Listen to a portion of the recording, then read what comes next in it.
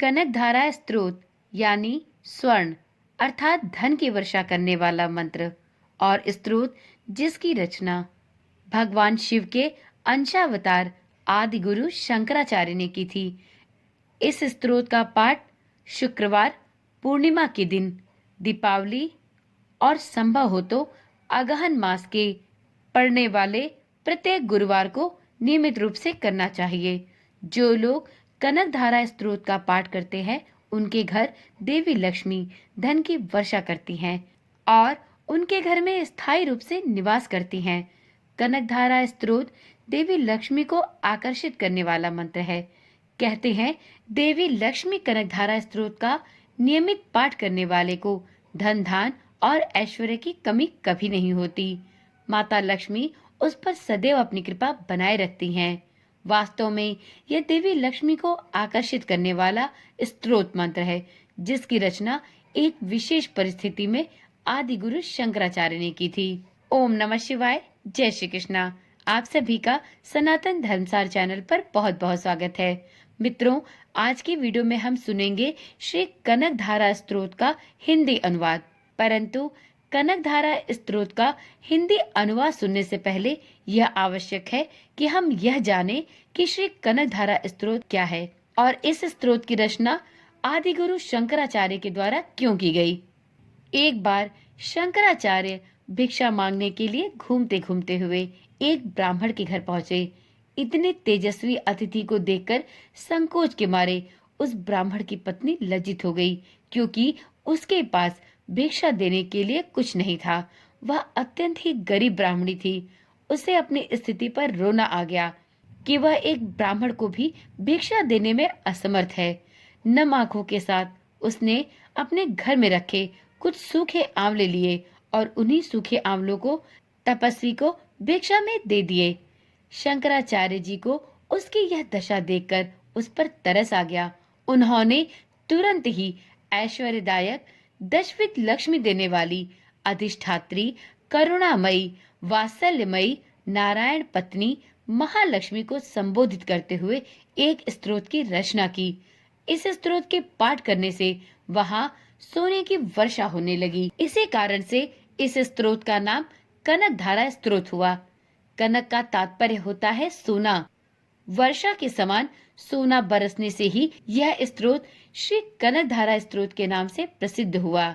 ऐसी मान्यता है कि जो भी कोई साधक पूरे विधि विधान के साथ माता लक्ष्मी की पूजा करता है और साथ में श्री कनक धारा स्तोत्र का पाठ करता है तो उसकी सभी मनोकामनाएं पूर्ण होती हैं और महालक्ष्मी की कृपा से उसके घर में स्वर्ण की वर्षा होती है।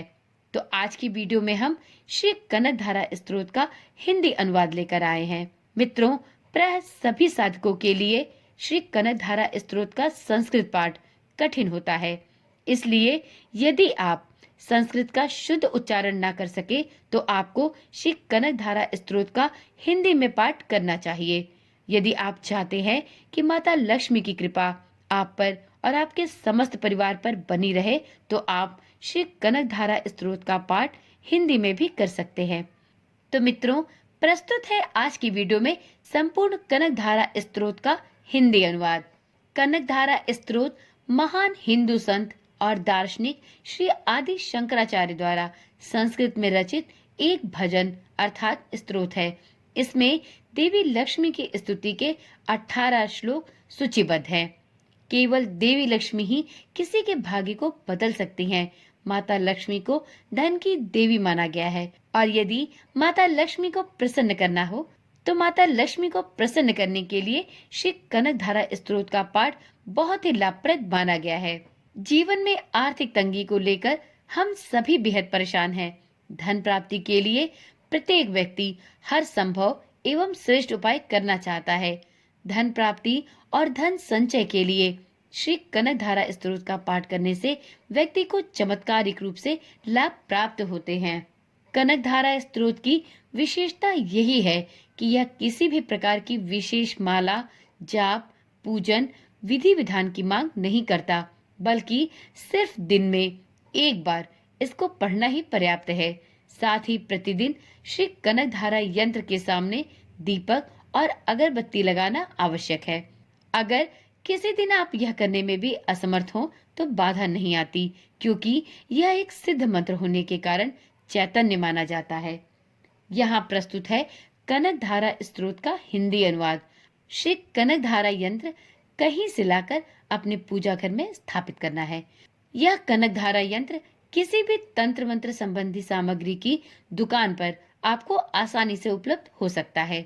माँ लक्ष्मी की प्रसन्नता के लिए जितने भी यंत्र हैं, उनमें कनक धारा यंत्र तथा स्तोत्र सबसे ज्यादा प्रभावशाली एवं शक्तिशाली है और यह अति शीघ्र फलदायी है।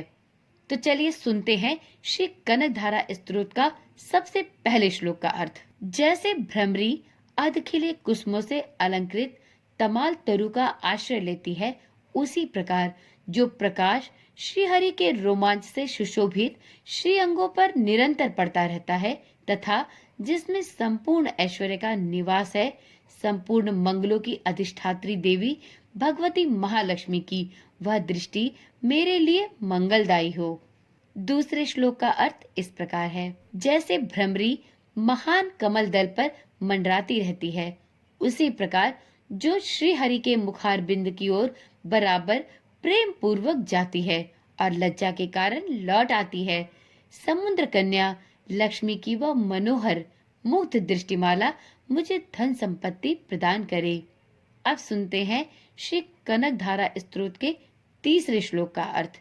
जो संपूर्ण देवताओं के अधिपति इंद्र के पद का वैभव विलास देने में समर्थ है, मधुहंता श्री हरि को भी अधिकाधिक आनंद प्रदान करने वाली है तथा जो नीलकमल के भीतरी भाग के समान मनोहर जान पड़ती है, उन लक्ष्मी जी के अध खुले नेत्रों की दृष्टि क्षण भर के लिए मुझ पर थोड़ी सी अवश्य पड़े। चौथे श्लोक का अर्थ इस प्रकार है। शेषशायी भगवान विष्णु की धर्म पत्नी श्री लक्ष्मी जी के नेत्र हमें ऐश्वर्य प्रदान करने वाले हों, जिनकी पुतली तथा बरौनिया अनंग के वशीभूत हो, अधखुले किंतु साथ ही निर्निमेष नैनों से देखने वाले आनंद कंद श्री मुकुंद को अपने निकट पाकर कुछ तिरछी हो जाती हैं। पांचवें श्लोक का अर्थ इस प्रकार है।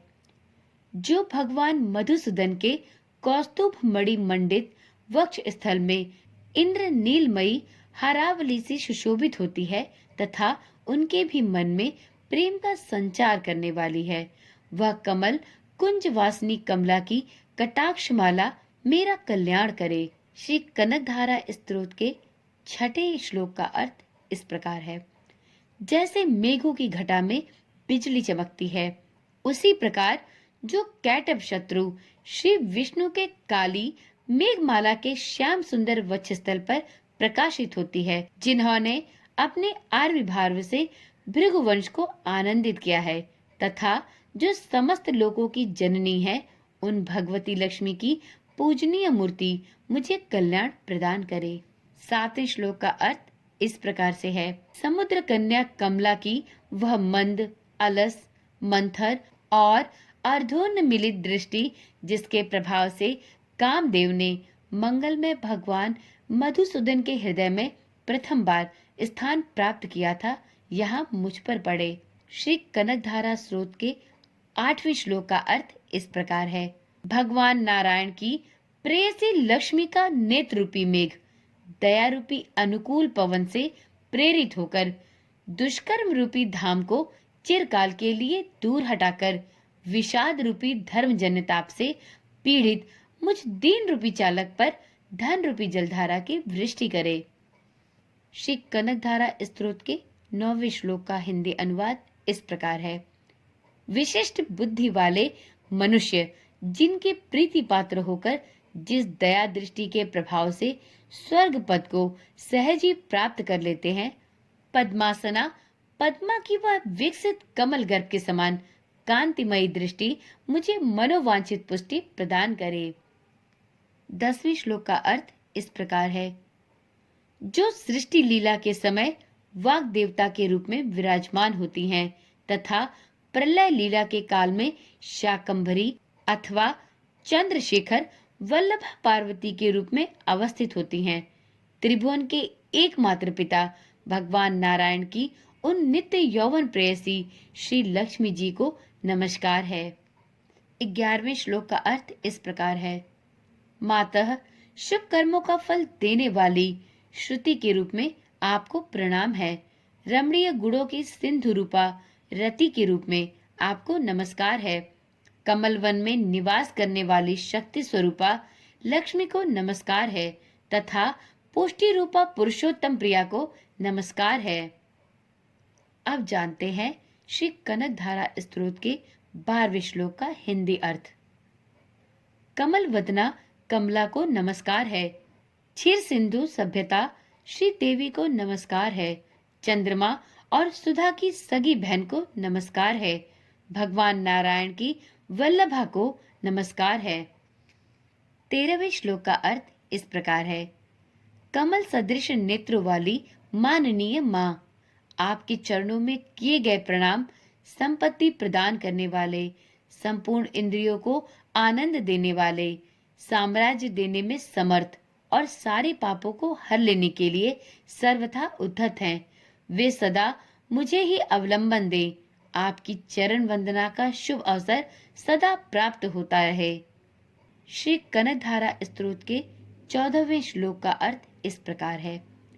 जिनके कृपा कटाक्ष के लिए की गई उपासना उपासक के लिए संपूर्ण मनोरथों और संपत्तियों का विस्तार करती है, श्रीहरि की हृदयेश्वरी उन्हीं आप लक्ष्मी देवी का मैं मन, वाणी और शरीर से भजन करता हूँ। श्री कनकधारा स्तोत्र के 15वें श्लोक का हिंदी अनुवाद। भगवती हरिप्रिया, तुम कमल वन में निवास करने वाली हो। तुम्हारे हाथों में नीला कमल सुशोभित है। तुम अत्यंत उज्जवल वस्त्र, गंध और माला इत्यादि से सुशोभित हो। तुम्हारी झांकी बड़ी मनोरम है। त्रिभुवन का ऐश्वर्य प्रदान करने वाली देवी, मुझ पर प्रसन्न हो जाओ। अब जानते हैं श्री कनकधारा स्तोत्र के 16वें श्लोक का हिंदी अनुवाद। दिग्गजों द्वारा सुवर्ण कलश के मुख से गिराए गए आकाश गंगा के निर्मल एवं मनोहर जल से जिनके श्री अंगों का अभिषेक संपादित होता है, संपूर्ण लोकों के अधीश्वर भगवान विष्णु की गृहिणी और क्षीर सागर की पुत्री उन जगत जननी लक्ष्मी को मैं प्रातःकाल प्रणाम करता हूँ।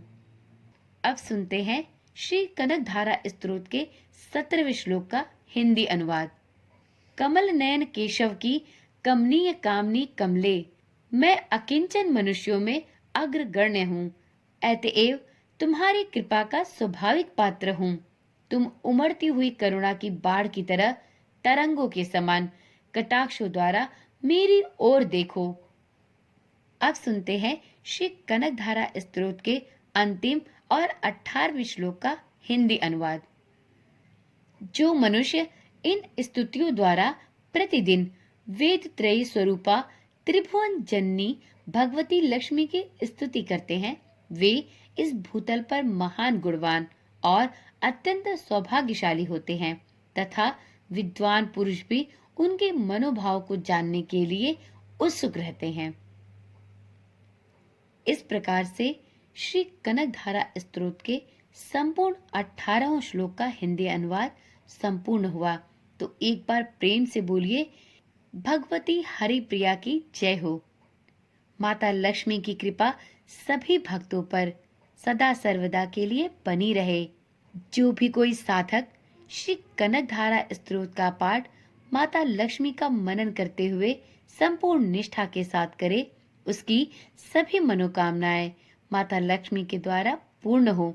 इसी मनोकामना के साथ इस वीडियो को यहीं पर समाप्त करती हूँ। यदि आप भी अगहन गुरुवार के श्री महालक्ष्मी व्रत को करते हैं तो आप प्रत्येक अगहन गुरुवार के दिन माता लक्ष्मी की पूजा, व्रत, अनुष्ठान के साथ ही श्री कनकधारा स्तोत्र का पाठ भी अवश्य करें।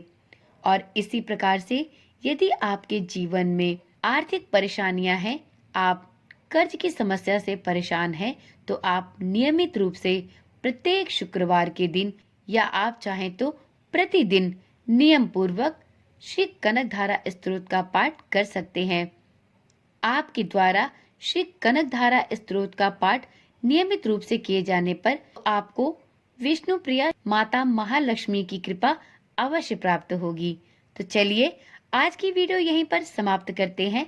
मित्रों, इस चैनल पर इसी प्रकार की वीडियोस डाली जाती हैं। यदि आप भी अपने सनातन धर्म से जुड़ी जानकारियां, कथाएं, माता के मंत्र इत्यादि जानकारी पाने के इच्छुक हैं और आपकी इन वीडियोस को देखने में रुचि है, तो अभी ही चैनल को सब्सक्राइब कर लें और साथ में नोटिफिकेशन बेल को ऑन करना भी ना भूलें। मित्रों, यदि आप चैनल पर आज पहली बार आए हैं और आपको यह वीडियो पसंद आई है, तो हमारे उत्साहवर्धन के लिए एक लाइक अवश्य दें और कमेंट में महालक्ष्मी माता की जय हो लिखना भी ना भूलें। तो चलिए फिर मिलते हैं एक इसी प्रकार की जानकारी वाली वीडियो के साथ। तब तक के लिए ओम नमः शिवाय, जय श्री कृष्णा, राधे राधे।